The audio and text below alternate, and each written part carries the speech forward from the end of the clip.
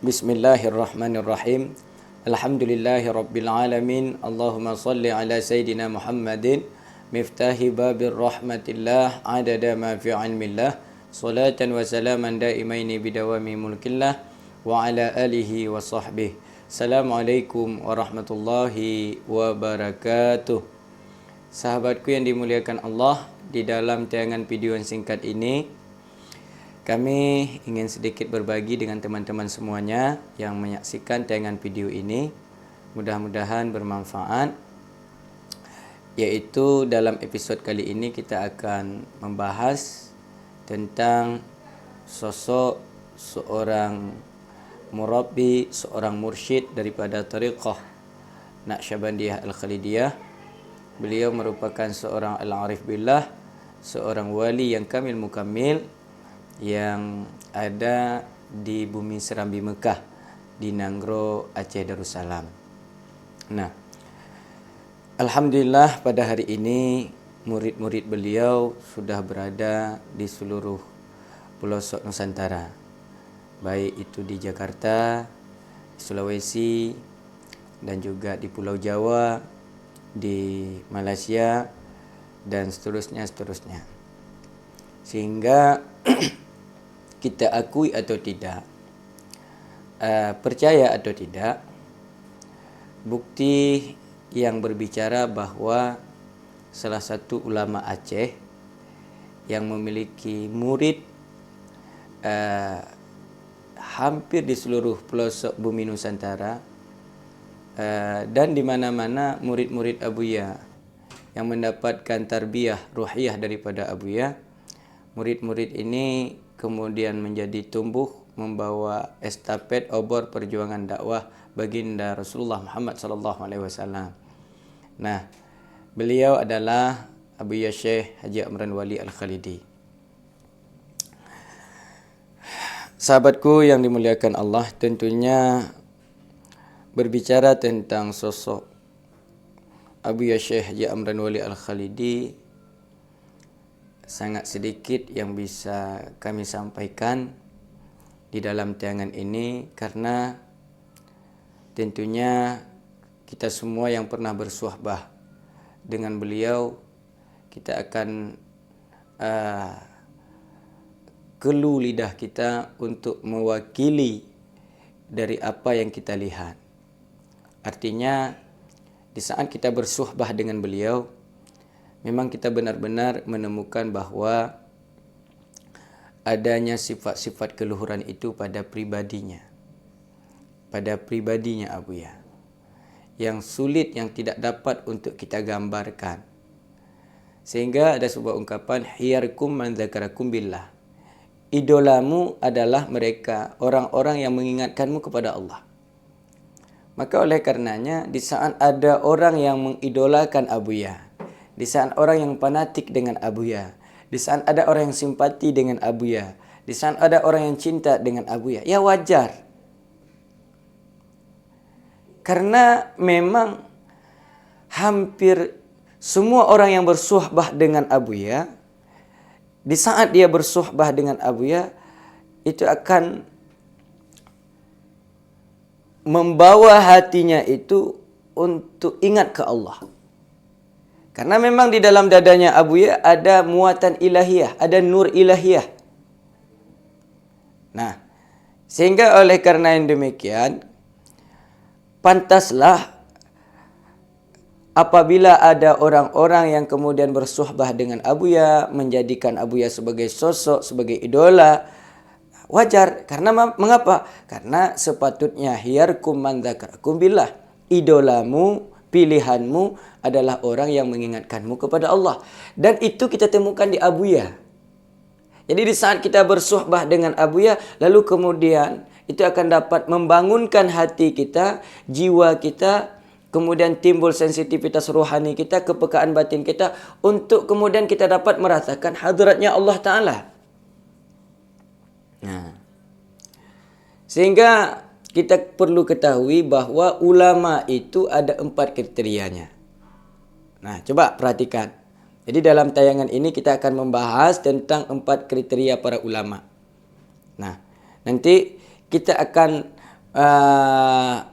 memilih yang mana kemudian, tipe yang mana kemudian akan kita jadikan sebagai idola, sebagai sosok yang kita jadikan sebagai murabbi, sebagai mursyid, sebagai orang yang kita jadikan panutan dalam kehidupan kita pada masa zaman dewasa ini. Perlu kita ketahui bahawa ulama itu ada 4 kriterianya.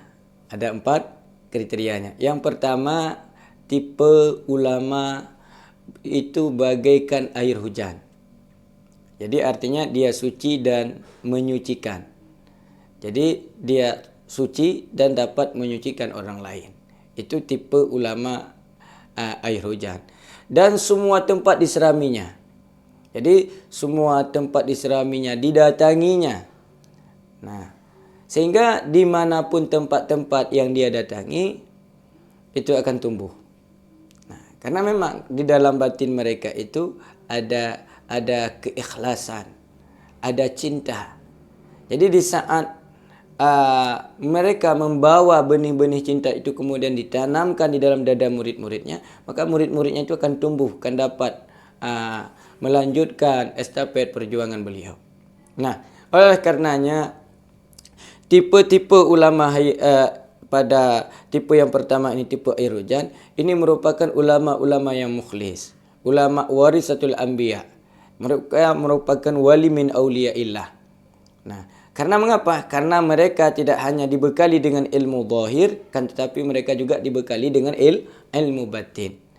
Jadi mereka tidak hanya memahami agama itu hanya sekedar nas wal amal, akan tetapi mereka itu juga memiliki bekalan hal dan syuhud, itu hakikat. Jadi ilmu dan amal itu syariat, hal dan syuhud itu juga itu adalah hakikat. Jadi lengkap. Jadi mereka dibekali dengan ilmu zahir dan ilmu batin. Itu tipe pertama. Nah, sehingga di saat kita bersuhbah dengan orang-orang ulama yang tipe pertama ini, itu akan dapat membangunkan jiwa kita, membangunkan hati kita, menggetarkan kalbun kita. Bila mana kita mendengarkan ucapannya, itu akan dapat menggetarkan kalbun kita, karena ucapan itu terbit daripada hati yang ikhlas, ada muatannya. Itu akan dapat menggerakkan, menghidupkan hati yang mati, menyembuhkan hati yang sakit. Itu karena ucapan itu keluar daripada hati yang ikhlas. Dan itu abuya. Kita temukan bahawa kata-kata dapat membangunkan hati kita, kita temukan itu pada sosok abuya. Lalu kemudian yang kedua, yaitu tipe ulama mata air, mata air. Jadi artinya apa? Artinya mereka adalah sosok ulama yang senantiasa didatangi orang, dikunjungi murid-muridnya, orang hadir di majelisnya, orang hadir mendengarkan nasihatnya, orang hadir mendengarkan fatwahnya, dan itu juga ada pada pribadi abuya. Mari kita lihat hari ini bagaimana orang berduyun-duyun datang ke majelis abuya hanya untuk sekedar melihat abuya, hanya sekedar hadir menatap abuya. Karena mengapa? Karena di dalam dadanya itu ada keberkahan. Karena ilmu itu diamal, maka karena ilmu itu diamal, maka Allah bagi keberkahan ilmunya. Nah, sehingga dia punya ilmu itu seperti air, mata air yang senantiasa terbit, senantiasa dapat memberi manfaat kepada orang banyak. Nah, jadi adapun tipe yang kedua ini juga merupakan tipe ulama yang warisatul anbiya. Jadi mereka juga merupakan wali min auliyaillah. Jadi yang dada-dada mereka itu dipenuhi dengan muatan cahaya ilahiyah. Nah, sehingga setiap waktu, setiap saat itu dikunjungi orang banyak. Karena ada keberkahan di dalam dadanya. Itu ada pada sosok abuya. Lalu kenapa kemudian kita tanam kebencian? Nah, ini permasalahannya, kita membenci personality. Personnya yang kita benci. Tapi kita bukan yang dituntut, kita bukan membenci personnya. Yang dituntut apabila dia buat maksiat, yang kita benci maksiatnya. Adapun person pribadinya kita tak boleh benci. Kita harus sayang. Maka karena kita sayang kepada orang-orang yang bermaksiat, maka kita datangi mereka, kita dakwahkan, kita sampaikan risalah Nabi kepada mereka. Nah, ini anehnya mereka yang merupakan para wali min auliyaillah, tapi kemudian kita membenci mereka. Ini ada masalah. Ada sesuatu yang masalah. Kemudian yang ketiga, ulama tipe air pump. Jadi setiap kali dia keluar harus bayar. Jadi ulama macam ini, ulama yang pada lesannya, zahirnya dibungkus dengan agama, akan tetapi batinnya itu dipenuhi dengan kalkulasi, hitung-hitungan matematika. Sehingga setiap kali dia menyampaikan agama, maka dia hanya mencari keuntungan duniawi. Nah, jadi ulama-ulama macam ini merupakan ulama su'. Jadi tidak ada keberkahan di dalam dada mereka. Nah, ini yang banyak hari ini. Tipe yang macam ini. Karena ada keinginan, ada maksud duniawi di dalam hatinya. Ada cinta kepada dunia. Maka berebut-rebut pangkat, berebut jabatan, berebut dunia. Ini kita lihat betapa banyak ulama-ulama yang hilang marwahnya, hilang keberkahan ilmunya karena hanya untuk mencari ilmu yang disampaikannya itu hanya untuk mencari keuntungan duniawi. Maka tidak ada manfaat. Ilmunya itu tidak membawa manfaat, tidak membawa kepada keberkahan. Maka kebanyakan ilmu orang seperti ini, dia ilmunya itu bagaikan suluh pelita. Menerangi pantatnya orang, pantatnya sendiri hitam. Ilmunya bagaikan pisau raut, membetulkan bengkoknya orang lain, dirinya sendiri bengkok. Jadi ini tidak manfaat, tidak ada keberkahannya. Nah, karena semuanya dipenuhi dengan kalkulasi, hitung-hitungan matematika. Maka ada ungkapan para ulama, ala wajhi mas'atun mimma lahatin wa tahta sayabil aru law kana badia. Di wajah maya, pada tampilan permukaan itu tampak tanda kecantikan karena dibungkus dengan yang namanya agama, dibungkus dengan yang namanya Al-Quran, dibungkus dengan yang namanya hadis, dibungkus dengan yang namanya ahlu sunnah wal jamaah, dibungkus dengan yang namanya sunnah. Wa tahta sayabil aru law kana badia. Sedangkan di sebalik bajunya itu, pada kedalamannya itu ada cacat andai itu terlihat. Ada berbagai macam kotoran yang mengendap di dalamnya. Maka itu kita kena bongkar. Maka mereka para mursyid, para wali-wali mursyid di dalam memberikan tarbiyah ruhiyah kepada murid-muridnya itu diobok-obok. Karena mereka tampak pada zahir dibungkus dengan agama, dibungkus dengan yang namanya Al-Quran, dibungkus dengan yang namanya sunnah. Sehingga tampak kebaikan pada zahirnya. Kan tetapi di sebalik bajunya itu, pada batinnya itu, kedalamannya itu tersimpan berbagai macam aib dan kotoran. Sehingga di saat seseorang ditarbiyah itu diobok-obok. Sehingga apapun yang mengendap di dalamnya itu akan muncul di permukaan. Hari ini kita melihat ada ulama yang memprovokasi. Ini ada lagi yang menanam kebencian kepada murid-muridnya supaya memfitnah, supaya menghujat. Ini ulama macam apa? Akhlak, apakah ada akhlak Rasulullah macam ini? Apakah wali-wali terdahulu, ulama-ulama terdahulu macam ini? Mereka tak pernah mewarisi yang demikian. Ini adalah warisan yang bukan kita warisi dari Rasulullah. Karena dada kita itu kosong daripada amanah, daripada risalah, daripada warisan, daripada guru-guru sebelumnya. Sehingga ada sebuah ungkapan, rahimallahu ra'an arifa nafsa qadri. Allah Ta'ala itu akan merahmati seseorang yang mengetahui kadar kemampuan dirinya. Jadi padalah melihat kemampuan diri kita. Tilik ke dalam diri kita. Adakah murid-murid kita, jamaah kita itu, diri kita itu lebih dekat kepada Allah? Ataukah sikap kita, tindakan kita membawa kita jauh dari Allah? Jadi kalau kita menanam kebencian, memfitnah, itu tidak membawa dekat dengan Allah, itu membawa jauh kita daripada Allah. Sedih sebenarnya. Melihat fenomena semacam ini sedih. Sangat kita sayangkan. Karena sifat-sifat memfitnah, menanam kebencian, dengki, khianat, itu adalah warisan syaitan. Tidak, itu bukan risalah para anbiya dan para aulia. Maka pada tiap-tiap waktu kita membaca di dalam Fatihah, Ihdinas siratal mustaqim, ya Allah tunjukilah aku jalan yang lurus, siratal ladzina an'amta alaihim ghairil maghdubi alaihim waladdallin. Jalan orang-orang yang telah engkau karuniakan nikmat pada mereka. Artinya apa? Pada tiap-tiap waktu kita bermohon, bermunajat kepada Allah agar kita diberikan petunjuk oleh Allah, agar jiwa kita ini, batin kita ini dapat berada pada satu titik frekuensi yang sama dengan mereka, para anbiya dan para aulia. Nah, artinya apa?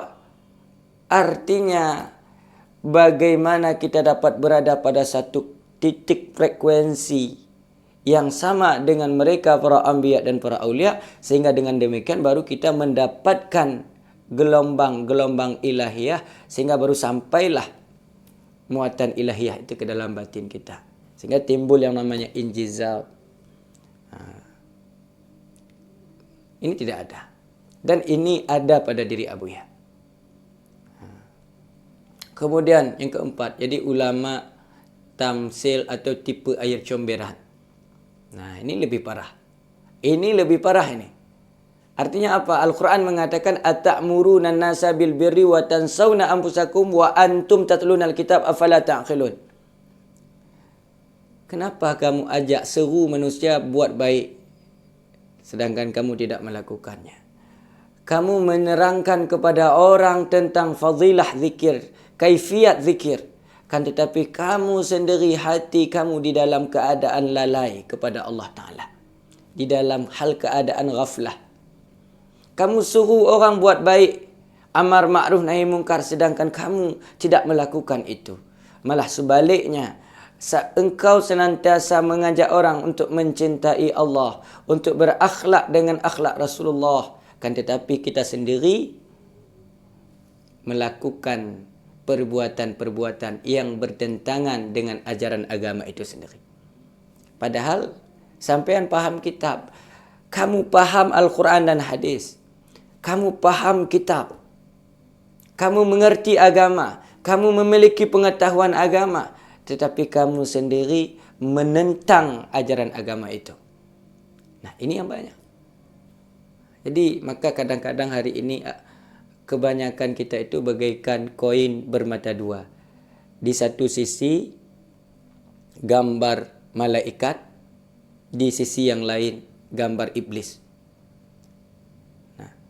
Artinya pada tampilan zahiriyah kita dibungkus bagaikan para wali, akan tetapi pada tampilan batiniyah kita menjelma sebagai iblis. Lakon yang kita mainkan itu sebagai iblis. Peran yang kita lakukan itu peranan iblis.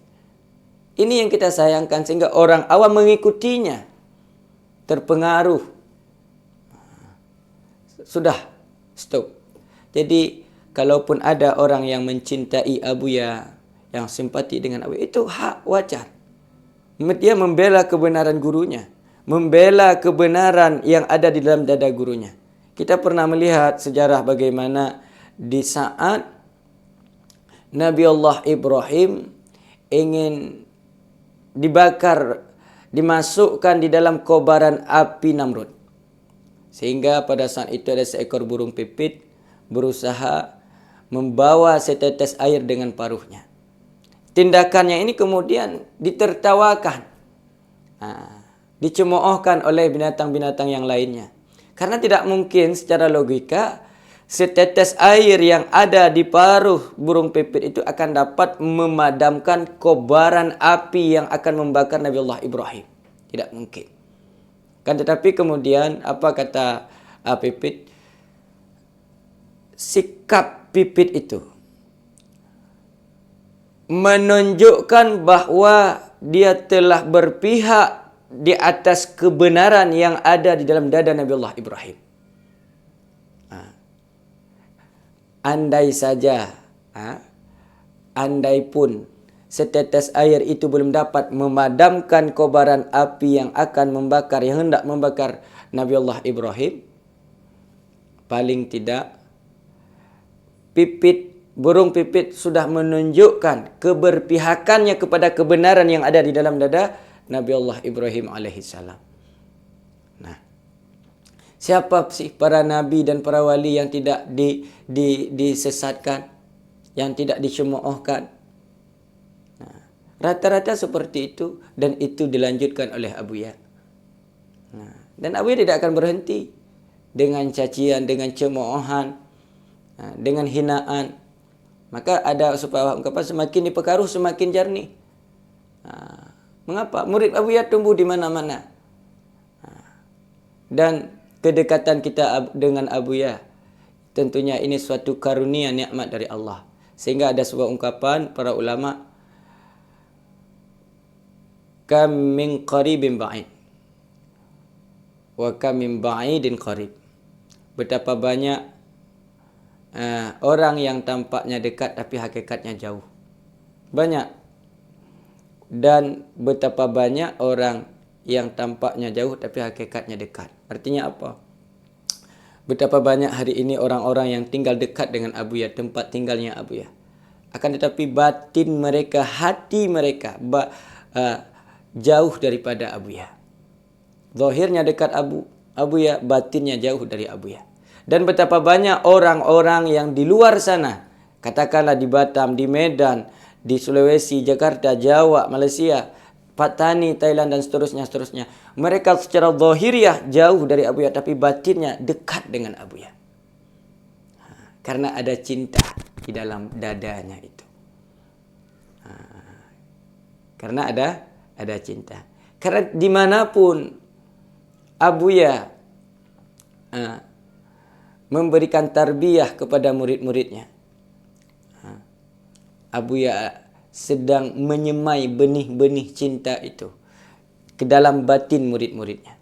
Sehingga mereka akan lahir, akan tumbuh sebagai sosok-sosok murabbi, yang dibekali dengan ilmu zahir dan ilmu batin. Karena agama, tuan-tuan, tidak dapat dilihat hanya daripada sisi zahiriah. Kan tetapi Islam, agama ini juga harus dilihat daripada sisi batiniah.